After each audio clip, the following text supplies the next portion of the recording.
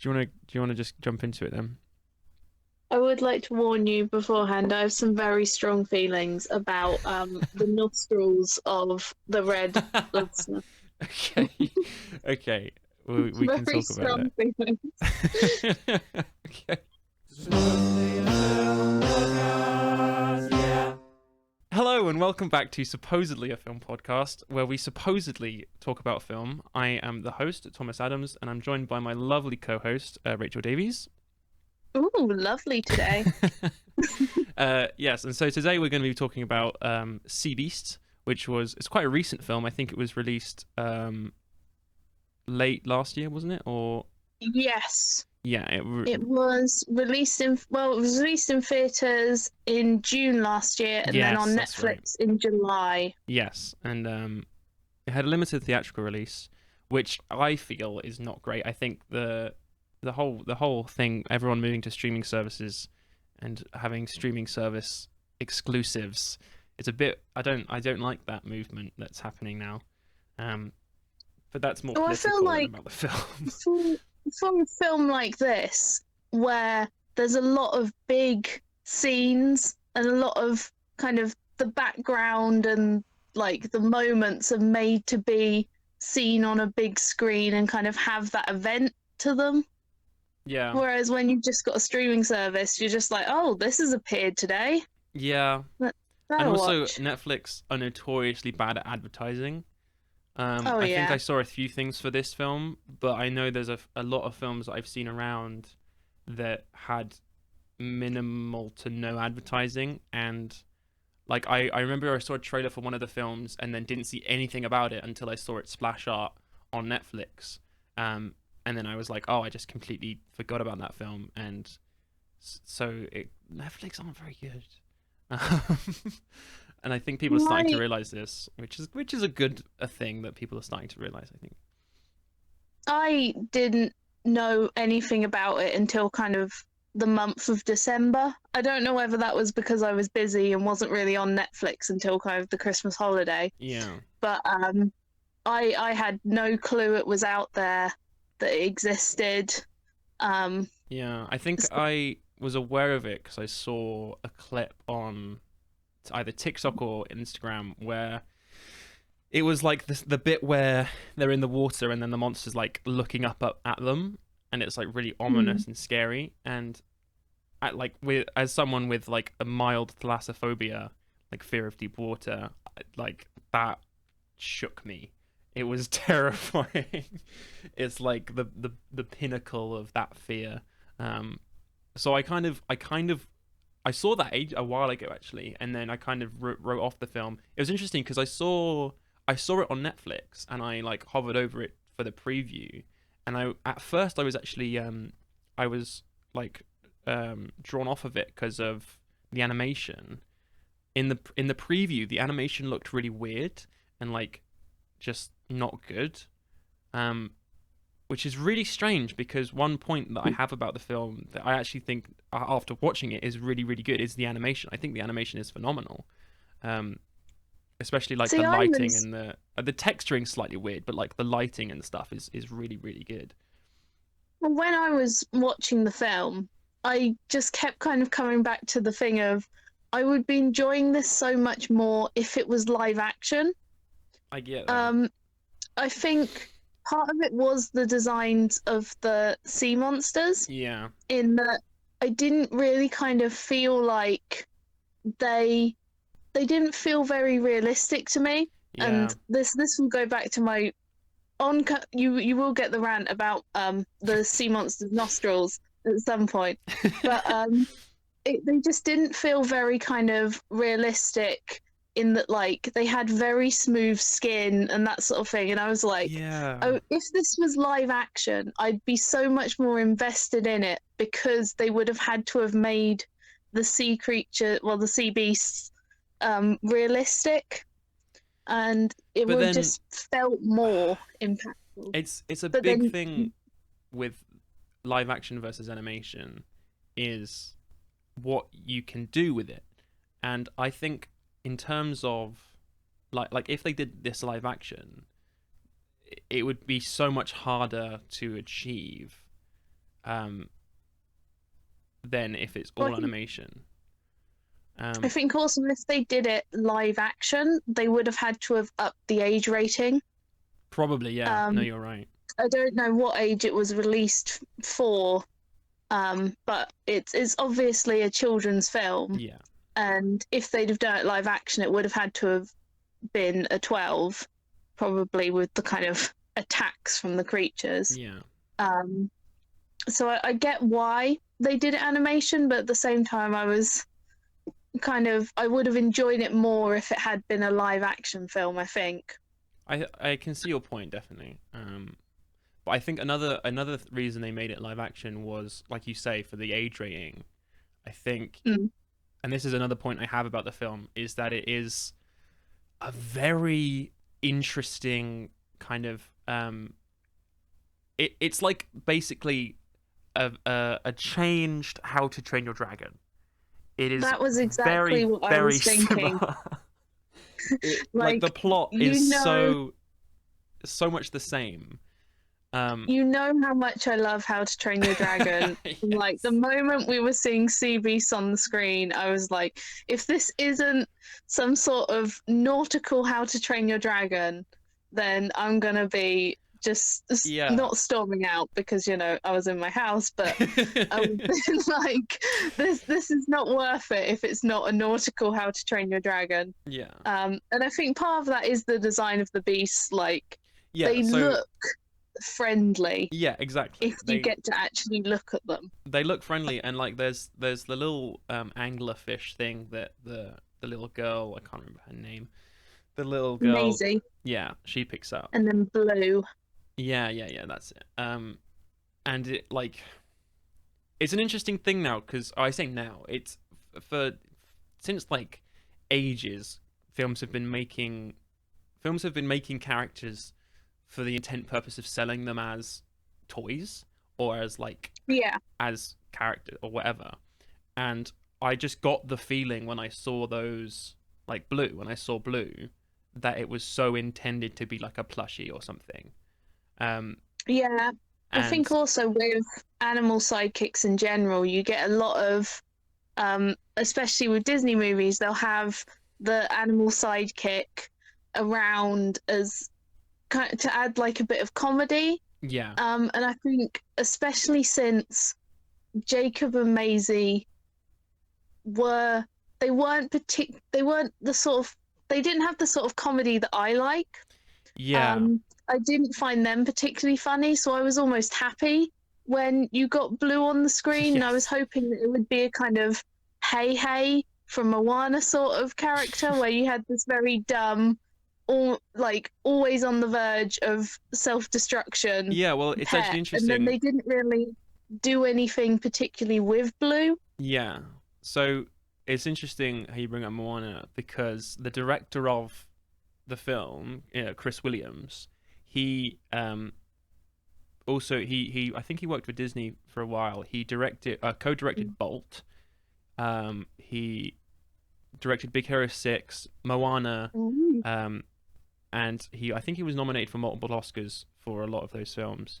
Um, so, like you say, with Moana and just Disney in general, you can see a lot of the relation to Mm. kind of those films. I think he worked on Frozen. So he's got like you can it's very interesting how you can see it. And like even if you take like Big Hero 6, if you look at how that's animated and how everything's quite squishy and plushy, even Yeah, even with the armor on and but like Baymax is, he's a big squishy guy. You can see how that kind of feeds into or like leaks into Sea Beasts. Um yeah.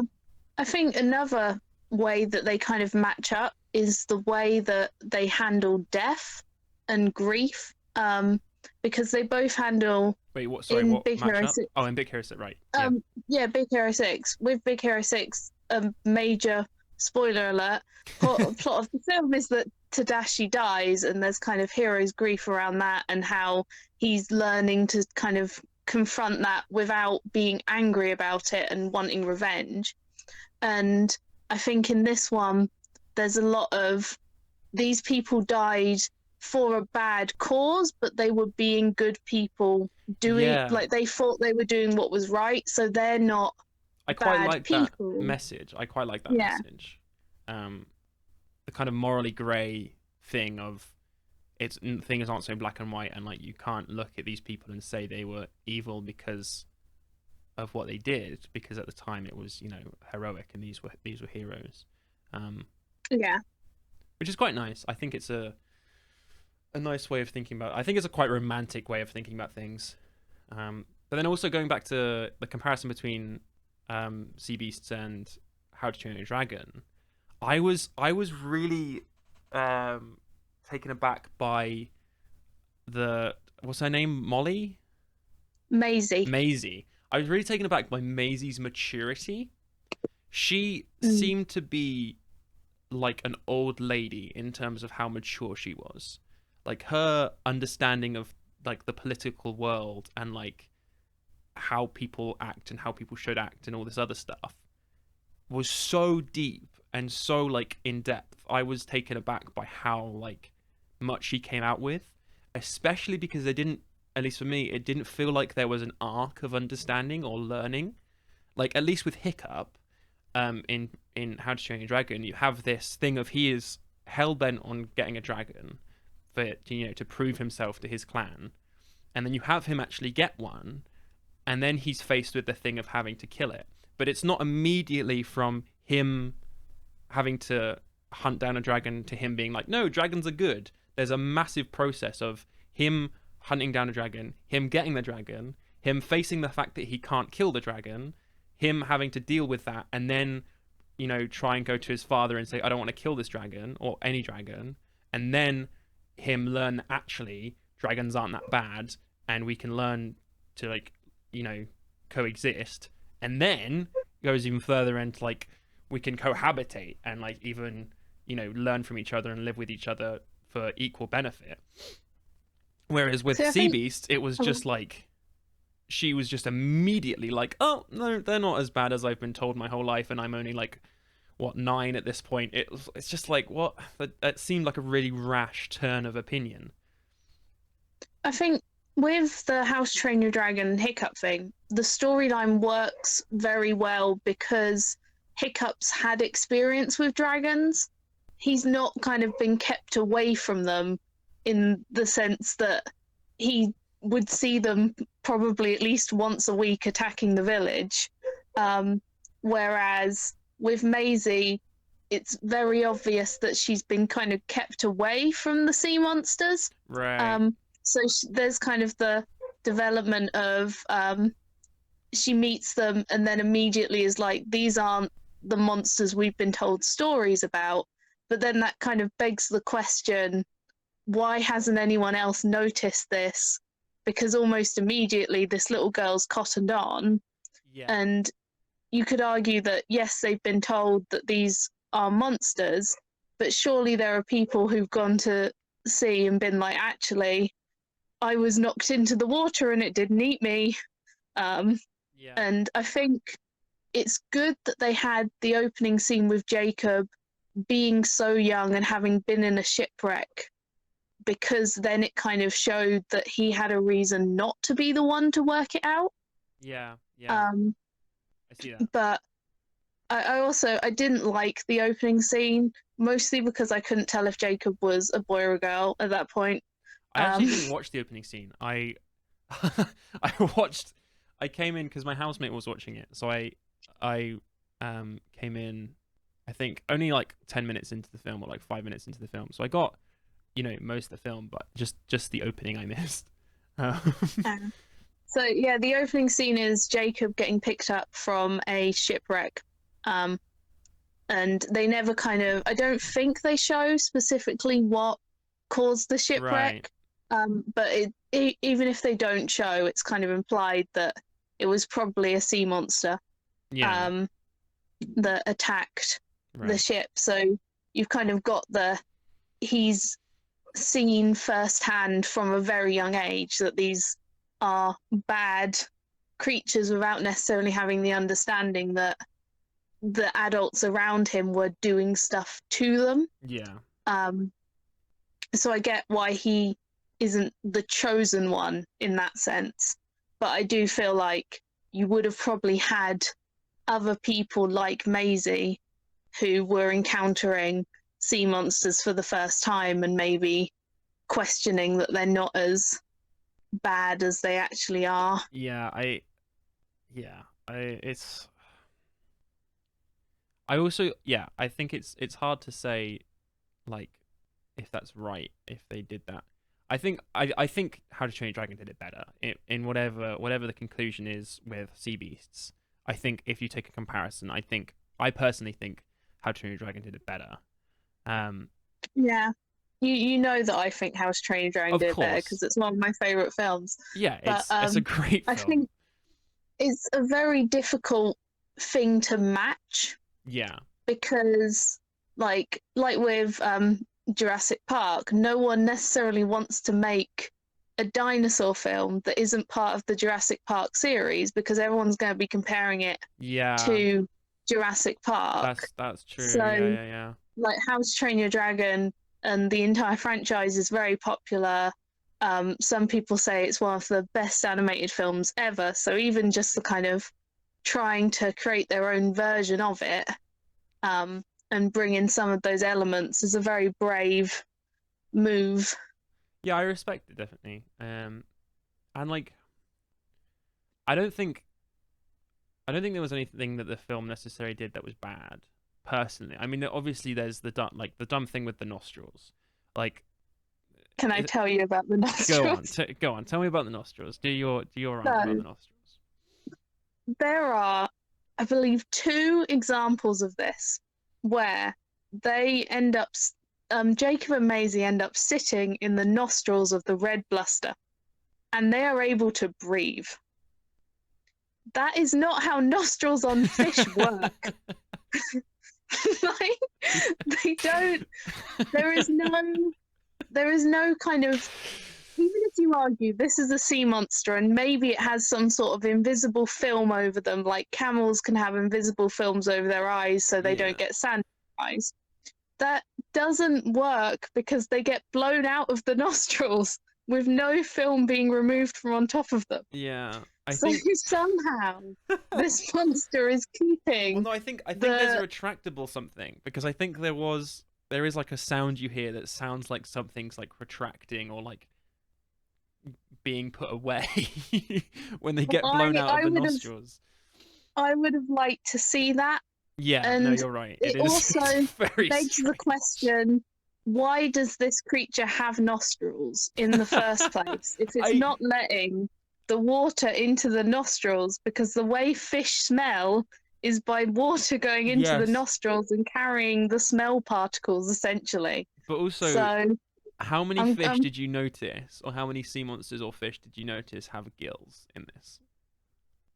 none of them. Yeah, I didn't see a single fish or a single sea animal that had gills. And I think it's partially because of the way they decided to texture and model the monsters because they're all quite plushy and like weirdly soft that I think if they tried to put gills on any of them, it would have just come across a bit weird.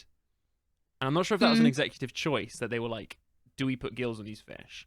Or if they were just like, um, they just didn't think about it and they were like so stuck in their mindset of we're making these animals that look soft and plushy and it just didn't cross their mind that these animals should have gills.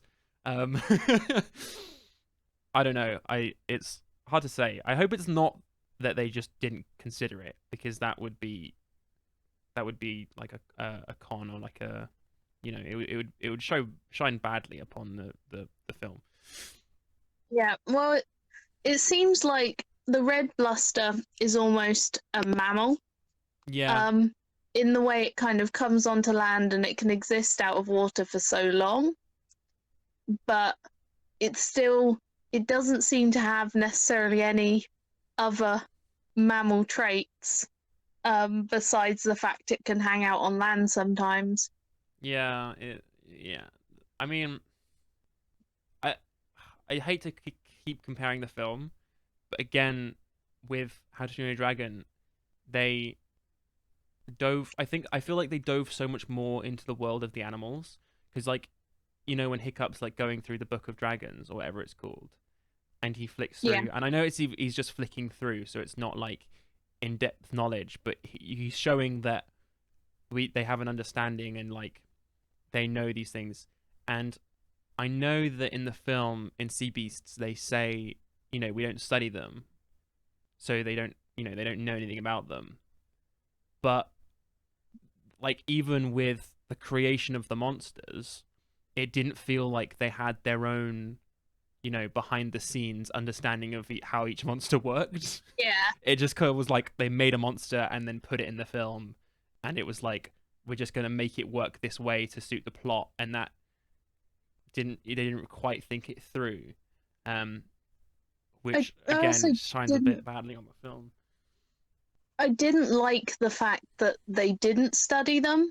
And I Yeah, know me, personality wise, I would always want to kind of have the information on kind of how all these different things work. But like they had skeletons and they had pieces of their anatomy in the palace. yeah, So it wasn't like we're not studying them because we just take the horns and let the rest sink. And it's kind of useful to know how the thing you're fighting works. definitely, Like, yeah, I've never watched any form of sci-fi film where they're fighting aliens and they're like, we don't need to know how this thing yeah. It works. doesn't, yeah, no, it doesn't make much sense. Um, Especially again comparing the films. I've got to keep doing this. It's ironic that the Vikings, the brutish Vikings, take time to analyze and like think in detail about how their enemy works and come up with a strategic Mm. way of dealing with them. But the sophisticated civilization with a royalty and like um all this other like sophisticated technology and boats and all the like harpoons and cannons and all this other stuff, they are just brutish and just kill the animals. It's a bit of a I should stop comparing the film. I think it's it is a bit strange. Just as a side note, and please cut this out, but have you watched the How to Train Your Dragon TV series yet? No, I haven't. I haven't. I Because you're will. mentioning the different types of dragons, and they are like the entire How to Train Your Dragon TV series. So just because you brought it up, and I will end it there. Um, Another criticism, and I know we keep criticizing this film, but I did genuinely enjoy it, and I felt like it was a great, fun film. Um, I felt like there were kind of too many plot lines going on Yes, at that one was time, another point that I was gonna make. Um, especially with the Navy plot line, yeah, and their boat. What was their boat called? Um, the the Imperator. yeah, Um, it felt like they kind of needed to shoehorn in a reason for them to go out after the Red Bluster so soon after things went wrong. And then they realized they needed the Navy to come back to make the plot line make sense. yeah, yeah. I see what you mean. I mean, it's annoying. I do see what you mean. I think they did just kind of shoehorn them in there because it's a little bit more motivation, a little bit more kind of story, and also again like going like you were saying with the so many stories going on with them going Mm. to that weird girl who's like Yeah, I'm bad and all this other stuff. That again, it just felt so like I don't know, just like irrelevant. Like it happened and they got the cool weapon that eventually brought down the beast, but there was all this build up and all this kind of she's really bad and like you're gonna feel the wrath of or it's gonna weigh on your soul or whatever it was they said, and then it never kind of did. It just kind of was like, mm. And yeah. I feel like they had a lot of things that just didn't feel like they paid off. So with yeah, the Navy, with the witch, and then also with the we don't research them. And I understand the message of kind of leaving them alone, but it almost felt like I would have been much happier if Jacob and Maisie had kind of gone out to research these sea monsters and learn about them so that they could create the kind of correct version of the history.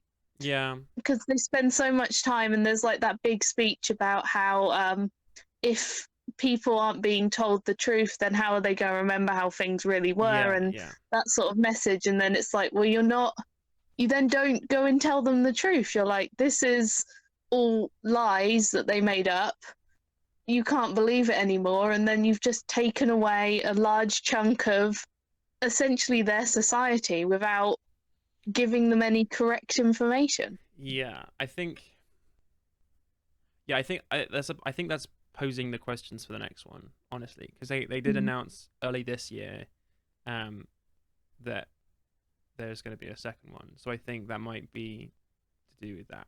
And I think we'll see development in the whole kind of, okay, now we're researching them, and now we're actually kind of thinking about how they work, um, which will be interesting. I assume that's how it will go. It seems like the next logical step. Um, Yeah, maybe have the witch Gwen Batterby come back she and that character, I found it hilarious because any other time there is a character that is so built up and is so like, you can't go and be with them, they're evil, like they'll take your soul or whatever. And in these any of these witchcraft film or anything, even just like, morally bad people, anytime there's someone like that, they always act really like seductive and like, you can trust me, I'm not bad, I'll help you out, there's no wrong here. But she was so blatantly evil, and like she even was like, why have you come here, you know you shouldn't trust me, and all this other stuff. She just sucks at being bad. Like it really annoyed me how like open she was, and how like she was just like genuinely trying to turn him away, and genuinely trying to be like, this will take your soul. And he was like, yeah, I know. And she's just like, cool. And it's just like, I feel like it was a really bad direction to take that yeah. character. There was such a really subtle, ominous thing with because the Captain Crow, he had that tattoo on his chest, a Yeah, tattoo of a sea monster, and then whilst he's talking to her, it comes up and wraps around his yeah, neck. I noticed And that. I was like, if you'd have had that as like she was seeming like a genuinely nice person, being like, the rumors aren't true, I just want to destroy these beasts like you do. And then you have that happen. He can't see it, but everyone Yeah, else can. exactly. It And would have been then, but so much you'd also better. need that to have the payoff. Oh, You need him to like die of something that involves him being hung or strangled. I know that's or the really dark. cannon. They've they've done it in children's films before, um, Jojo Rabbit. but Tarzan is the one I was thinking of. Oh yeah. I mean, Jojo Rabbit's not But really a kids' film, I guess. like, I felt like that. It was such a good moment, and like, Yeah, no, I I know it agree. was I just a agree. moment, but it felt like that could Uh, have had a really cool callback to it. We're being um, really like harsh on this film. no, I It's think mostly it's the good. plot that has the Well, issues. Um, I think the issue, the main thing, and the reason why we have so many criticisms is because it has a weak foundation. And I think when a film has a weak foundation, everything kind of comes loose, and mm, there's lots to criticize about it. Whereas a film with a strong foundation and a strong story and a confident, path, you can criticize little things, like how it looks, or you know, maybe some acting or something. But if the story and the narrative line up and are strong, that is essentially the foundation of the film and the foundation of what we are watching. Um, whereas this just was it was just a bit weak and a bit all over the place. Um, I think one of the issues, or probably the main issue, I think with the film, and I will start trying to think of good things to say about it after this. But I think the main issue, the main issue with the film was that it was trying to say too much. I think oh yeah, the political stance that it took about like propaganda and about like who writes the history books and all this other stuff, and we should question. It was just, there was so much. And last comparison to How to Train Your Dragon, but How to Train Your Dragon was clear cut. It was, this is the story. Dragons aren't as bad as these people make out to be, and then rectifying that. Whereas this was like, there was the moral dilemma with Jacob. There was the little girl, Maisie, like discovering them, and then also talking about how people write the history books, but then also like corruption within the royalty, and then also, but then you also have the issue with how Maisie says her big speech, and then everyone's suddenly like on board. Realistically, politically, that wouldn't happen. Realistically, if they wanted to be realistic with their politics, there would be a massive uproar and a massive debate over whether these people are right, or whether what she's saying is accurate. And even if people care, like even if there was never a big attack, or even if the sea monsters never, were a threat, if people even care about that, if they just want to get rid of them regardless, like there would be a massive political divide on this. But it seemed, again, that they were trying to say so much and trying to do so much politically and morally with each character, and then it just kind of ends with a very romantic conclusion, and it's like, it feels very unjustified and very, like you didn't get what you want, or what you didn't come to the conclusion that it should have, kind of thing. I think with the propaganda, I would have been perfectly okay with the propaganda and that being the message if they'd actually tried to do some propaganda on Maisie. Like, yeah, she's got the book, but the adults in her life are telling her not to read the book. They're telling her not to go out and hunt sea monsters. There's like, yes, she's been told that people who hunt sea monsters are heroes, but that's not the message that they're wanting to take away from the film, that they're not heroes. They want to just prove that sea monsters are good. And I feel like if you'd have had, instead of her reading from the book, almost a school scene where a teacher's reading from the book to them, and saying, these are your heroes, these are the people you should be aspiring to be like. Because in How to Train Your Dragon, so much of the start is, we exist to fight these dragons, and they are going to take away our food, they are going to do us harm. You need to be prepared to fight against them. And you don't have that. I don't know whether it was kind of taken out for a time thing, because it is a rather long film. But it did feel like you didn't necessarily have the setup, and then they spend most of the film it just being Jacob and Maisie, who, Jacob is kind of repeating some of the rhetoric, but at the same time, he's not really getting into political arguments with a small child, because he's a mature adult. Even when he does try and debate her, it's not really a debate. He's just kind of like, this is all I know and this is what we do, and then generally just kind of accepts what she concludes. And it's a bit, again, even that is a bit like, what?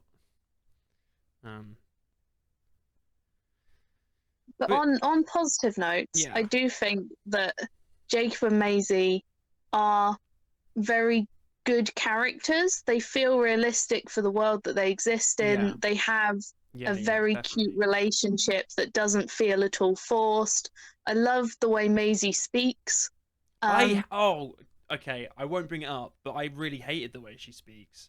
Oh no, I loved it. I felt like it wasn't the way she. You could tell it was deliberate. Well, like, that wasn't the way she'd been taught to speak. This is the thing. I thought that, but then she kept on doing it, and the more she did it, the less it felt like it was her trying to be a pirate, and it was just her doing bad voice acting or something. Like, and again, I'd hate to criticize the film more, but that part stood out to me because she was like so British, and then she would just throw in like a pirate phrase, and it like, if you came to the conclusion that it was her being like trying to be more piratey, then that's fair enough.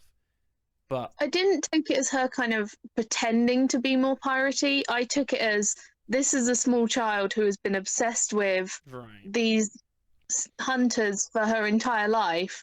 And yes, she's been taught to talk in proper king and queen of wherever land English, but she's still purposefully trying to talk like she hears these hunters talking. mm, Um, and it probably drives the people who run the orphanage insane because none of the other kids talked like that.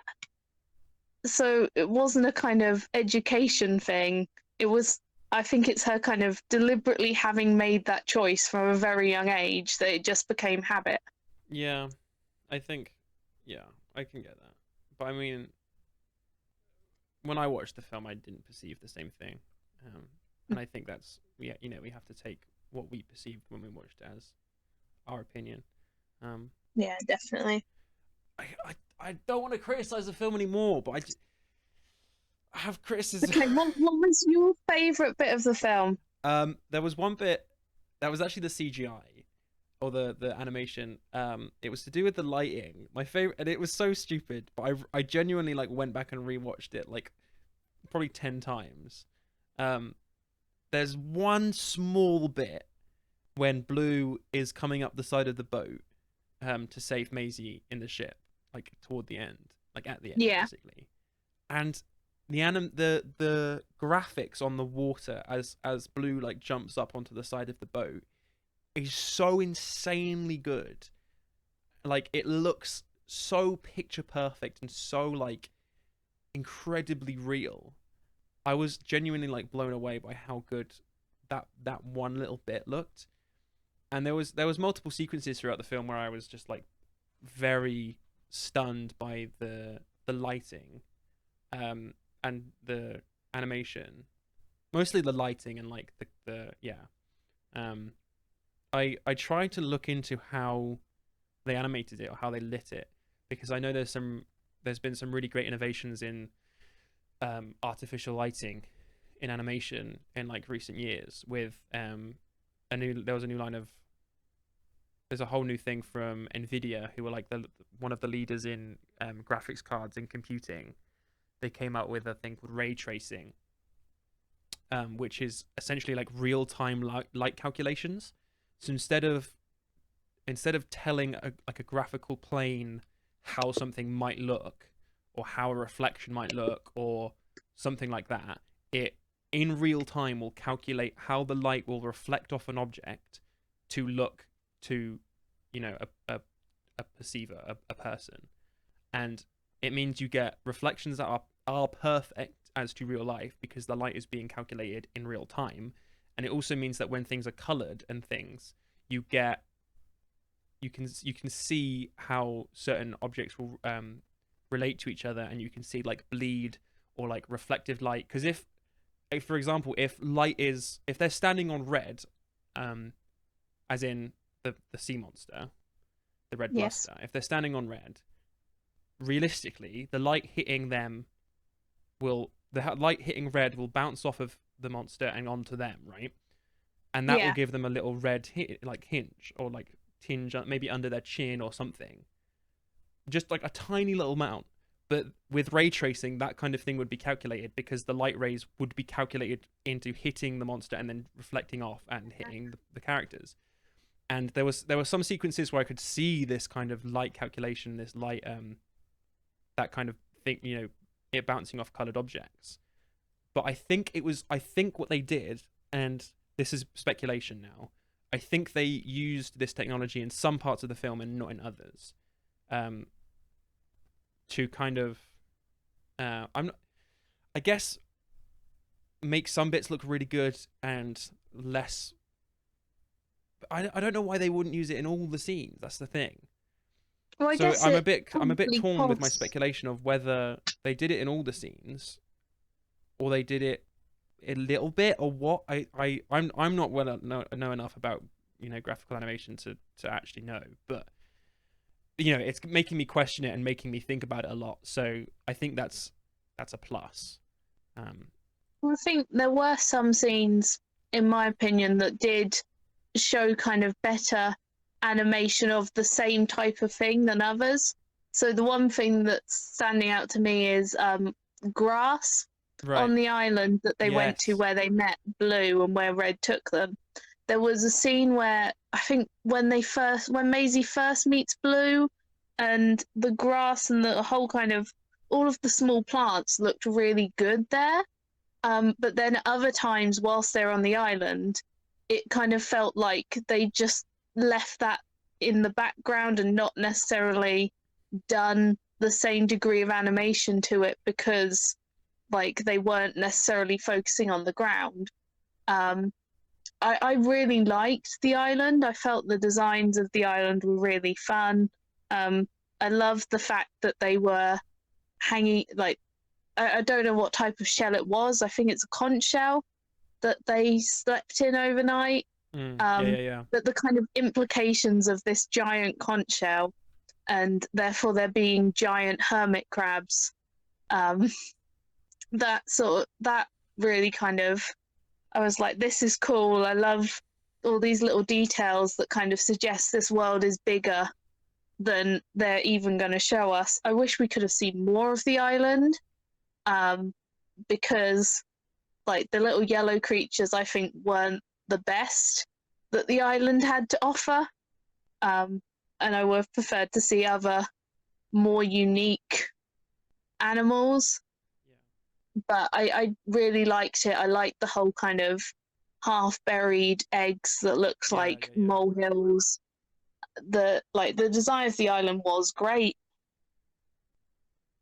I Yeah. think also the second island where they kind of have the it wasn't really a naval battle where the navy Yes, the attacks. second island. I The, noticed that was, I think, what I picked up on more was how good the second island looked. When she's like, when they attack the island and you see all the rubble, and then also like yeah, you see when she like falls over and you see the dirt and all this other stuff. That's just, I mean, it's not that big of a deal, but when you get that kind of thing right, it really looks good.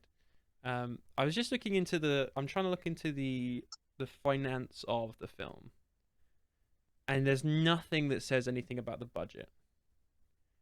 Um, no, which I is can't a see shame anything either. because that kind of thing says a lot about animation and why I think I think we see it more now where studios will, especially with a low budget, they will prioritize certain scenes, um, Yeah, which is part of my um, my speculation with the film.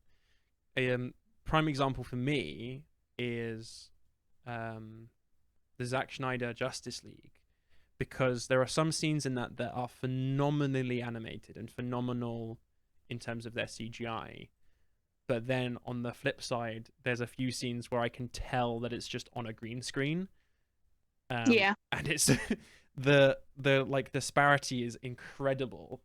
Um, so Well, I I think think if that is a you bigger thing that we're seeing more and more of, because I think technology is getting more expensive, and to make things look perfect, um, you know, you don't need it all to be perfect. Just kind of prioritize some bits. well, if you go for a more kind of a version that has a more positive reputation, for Ragnarok Yeah, with their scene with the Valkyries all kind of getting killed off, yeah, and that like that scene is amazing. yeah, It uses technology that hasn't shown up in the rest of the film, and there's no scenes in that where I'm kind of like, okay, the animation slipped severely there. yeah, Um, so I think that's a kind of good example of them picking one scene that to work on and it paying off and not like having any sort of detrimental effect on the rest of the yeah, yeah, yeah, well CGI in that case, but the rest of the production. yeah. It's interesting. It's really interesting looking at how different studios think about like CGI and stuff. Because on one hand you'll have people like James Cameron who push back making a film for, what was it, 10 years? How long? When was the second Avatar supposed to come out? It I was don't know. probably, I think it was supposed to come out soon after the first one, but he pushed it back like a good 8 or 9 years, I think. because he didn't feel like the technology at the time was good enough for what he wanted to do. So on one hand you have people like that, and then on the other hand you have people like what's his name? The guy that did Lord of the Rings. Peter Jackson? Yeah. Peter Jackson, who is so minimalistic with his CGI, especially in the original Lord of the Rings trilogy. They're so minimalistic, and he thinks of so many practical ways to shoot things so that it's in camera, and he doesn't have to waste any money on CGI.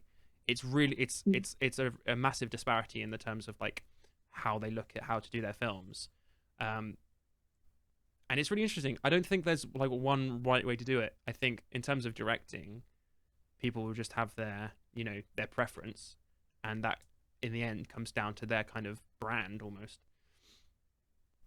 I think the Narnia films did it very well. Yeah. And there's one scene in the Narnia films where it's in the first one, and it's where Peter, Susan, Lucy, and the Beavers are walking to Aslan's camp, and Susan says, "Did you think Mrs. Beaver says, do you think the world would be smaller?" And Susan says he thinks it would be smaller, and it's so obviously on a green screen, but because all of the other animation is done like very well for the time, it might not compete with films nowadays, but it was definitely like competing in the top class of films of its day and still holds up. People don't really remark on that, and it's not kind of the movie mistake anyone points out from The Lion, the Witch, and the Wardrobe. And I think like that definitely paid off, because kind of it was a very short scene, so having the really cheap green screen didn't really matter as much when you were animating a lion and an entire battle scene. Yeah. We need to go back to talking about the Sea Beast. Yes, back to Sea Beast. We're staying pretty much on topic of films, not the film. We supposedly talk about film, okay? Like, this is the whole point of the name of the podcast. We're on brand, okay? If you make a brand that is undefined, then you can't be bad when you don't stick to your definition. That's true.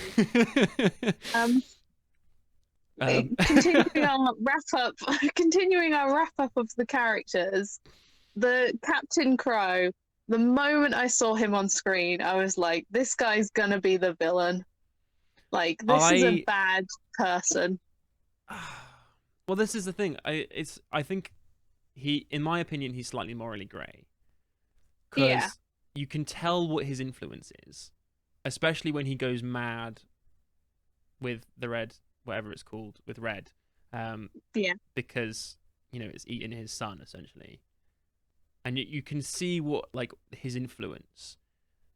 But then there's always that question of, is that accurate? As in, would that person really react like that? Would he really go so off the rails? And it's a really hard thing to kind of to answer, because you don't know. Like, that doesn't happen. People's children aren't eaten by sea monsters like they are. Well, not like they are in the film. And so you don't have that kind of influence. So it's hard to say. I felt personally like it was a bit rash. Like, he was a bit too, vengeful. And maybe I'm being harsh, but I think he could have been more open-minded, I guess. I feel like it's not him wanting to like get the red blaster because he believes it kills Jacob. That's the kind of out of character moment. I think it's him essentially saying that he's going to kill Maisie, and then not lowering the weapon when Jacob steps in the way. Yeah, that's that. I think that is the moment that is out of character, because you have this entire setup that he seems to genuinely care about Jacob. He wants to give him this very precious ship, put him in charge of the crew, who he's shown are very precious to him. And then you've got this moment where he's essentially threatening to kill his child. And you could kind of argue that he's after the red bluster out of guilt that he did that, but that isn't how the film plays it. Yeah. The film kind of goes with the very straight, he wants to kill the red bluster because the red bluster killed Jacob. Yeah. But it's like, well, I he can was about to kill Jacob. Yeah, I can see a line of thinking of he's so hell bent on getting the red bluster that he is blindsided when Maisie lets it go, which causes him to obviously go out and aim his gun at Jacob. And then it's the kind of thing of after that he's so again so hell bent on catching Red that the anger he feels is just completely vented onto his hatred for Red, and it's not, there's no kind of consideration of maybe I was in the wrong or maybe, you know, I shouldn't be so. It's just because he's got this massive thing in his life that is he needs to do, his massive goal. I can see the line of thinking of, well, it's, you know, it's Red's fault that, you know, I was so angry that I aimed the gun at my son, kind of thing. I can see that line of thinking, but I don't think it was portrayed like that, particularly in the film. Yeah. Um, So I think they even needed to go with he lowers the weapon when Jacob steps in the way, and then the red bluster attacks, or attacks in quotation marks. yeah. So like he's saying that he genuinely cares about this person enough that he's willing to let Prey, as in Maisie, go, and let her off. Or you have more of a background to his character as like his father died doing this and his grandfather died doing it, and like people, you hear him actively talking about people he cares about dying. Yeah. Because then the kind of impact of Jacob, not even necessarily Jacob dying, but Jacob being killed by a sea monster, would have more of a kind of, he would have been okay, well, not okay with hurting Jacob, but he would have rashly hurt Jacob, but the sea monster doing it is the issue. Yeah. Yeah. But I feel like it is kind of, as we were saying, there's so many plot lines going on that you lose the more subtle character motivations. But I did really like the character design of him. He was set up from the beginning as being this kind of, like, you knew he was going to cause problems for the heroes. Yeah, I see that. Another thing. Oh, go on. I was going to say, should we wrap up? Because it's. I just want to make another little point about characters. I really liked how they had a very kind of diverse set of characters. Yes. Especially with a marine setting, there's often a lot of tendency to go with all of the sailors will be male, because traditionally sailors were all male. And yeah, you, in quite a lot of films like that, you still get kind of race differences between race, but it would generally be everyone has to be male and all the people in positions of power have to be male. And they had kind of admirals being female, and two of the major people on the ship were female. Yeah. And I felt like that was a very kind of good way of doing it. But they were also, their characters weren't, oh, it's a woman on a ship sort of thing that you often get even in Pirates of the Caribbean, where they have a very strong female character. There's still a lot of woman on a ship. Ooh, not the best idea. Yeah. And like her being a woman is an intrinsic part of her character, whereas these characters, like, they don't, with Sarah Sharp, they don't really ever refer to her as like a woman in the sense that like she is his first mate. That is who she is. It doesn't matter that she's female. She's never treated as like the mum of the boat. Yeah. And I felt like that was very good in the kind of, not necessarily defying gender stereotypes, but like the way that they just didn't really come into it at all. Yeah, I get that. Okay, should we rate the film then? Okay. I can't remember what we rated. Jurassic Park? I think it We was a did out of 10. 7. Hold on. I can get the rating up. Give me 2 seconds. I can't get the rating up. I'm not logged into Instagram on my phone. Never mind. No. I'll bring it up. I think it was like a 7 or a bit above a 7.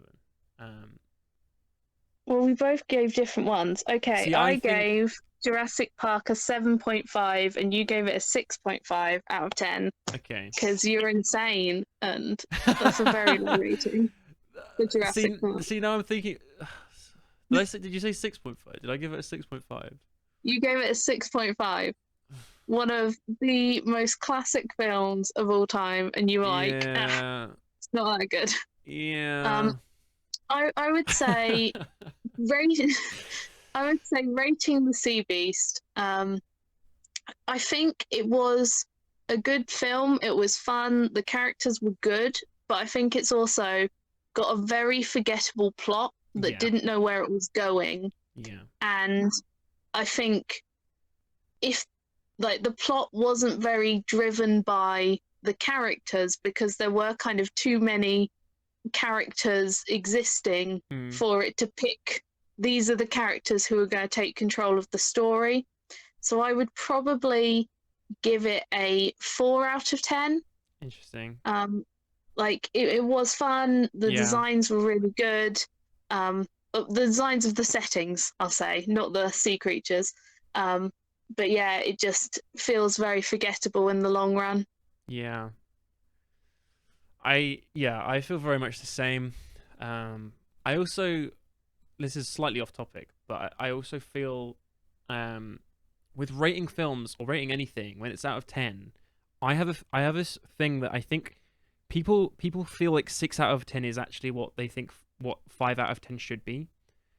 Like, people will rate things 6 out of 10 as like a middle ground because 5 out of 10 feels too low.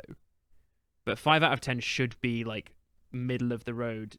It was fine. Well, 5 out of 10 for me is kind of like this is a film that I'd watch it if it came on the telly, but I'm not actively thinking, oh yeah, I'll watch this. Like, I'll take the energy to get it out of the DVD cupboard and put it in. Okay. Like, that's a 5. Whereas kind of below a 5, I'm like, I might change the channel because I'm not going to sit through advert breaks for this film. Interesting. That's interesting. I like that system. I think, yeah, I like the film. I think it was really trying to say a lot. Like I said, I think the foundation was a bit weak, which made everything else kind of crumble. I enjoyed watching it. I think the animation was quite good. The character design was a bit the model design, the creature design was a bit strange. But I think it was really ambitious, and I am actually kind of looking forward to seeing the second one. I think I would probably watch it again. Not necessarily choose to watch it again, but I